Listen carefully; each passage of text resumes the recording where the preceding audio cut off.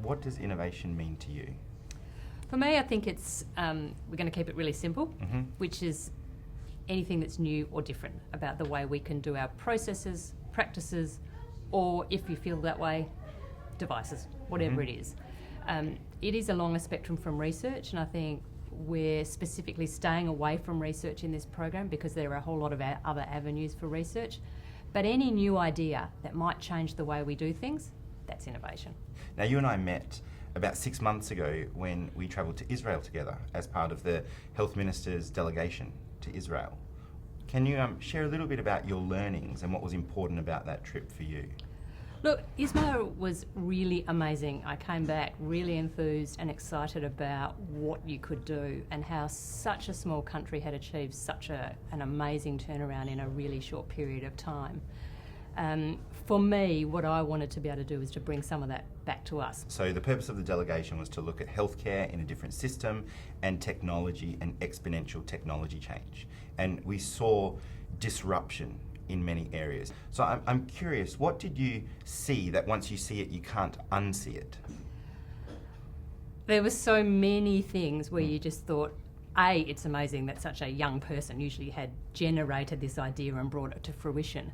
But the use of the technology to support the clinical care in ways which we could only dream of, whether it be acute settings where they were reducing errors, increasing patient flow, reducing time to diagnosis, or out in the public health setting where they're doing population health interventions based on AI imaging to come up with an outcome that flagged a patient as a need for an intervention.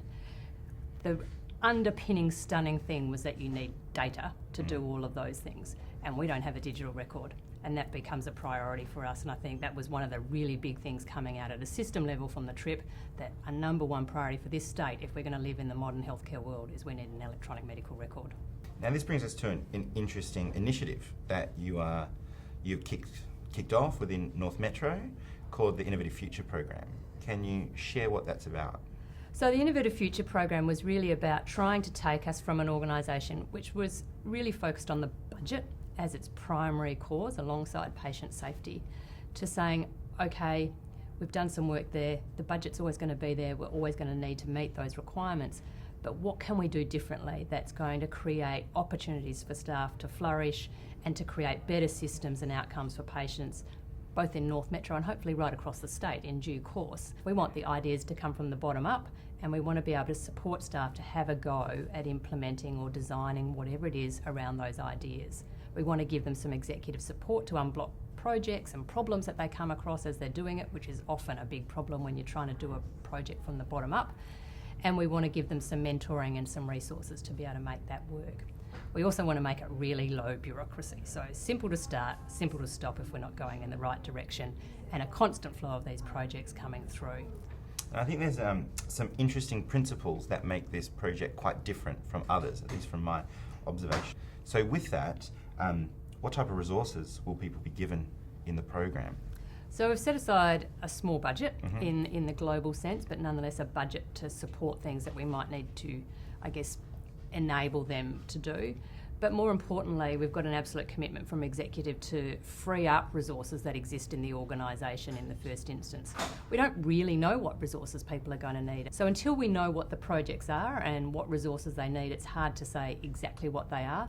But we'll pick the projects, and then we'll work within our budget and what we've got right across North Metro within our very large organisation to support those, and we'll make them happen from that perspective. Now, for people that are watching this and working within North Metro and they want to get involved in the program and they've got an idea, or they want to form an idea or learn more about the program's going to work, what should they do now? Simplest thing, go straight to the hub. The if icon's there, click on it and you'll get all of the information. We're also having some forums at the end of the month in the last week of October, so head along to one of those and you'll hear a lot more about it as well. Okay, great. Thanks so much, Rob. Thank you.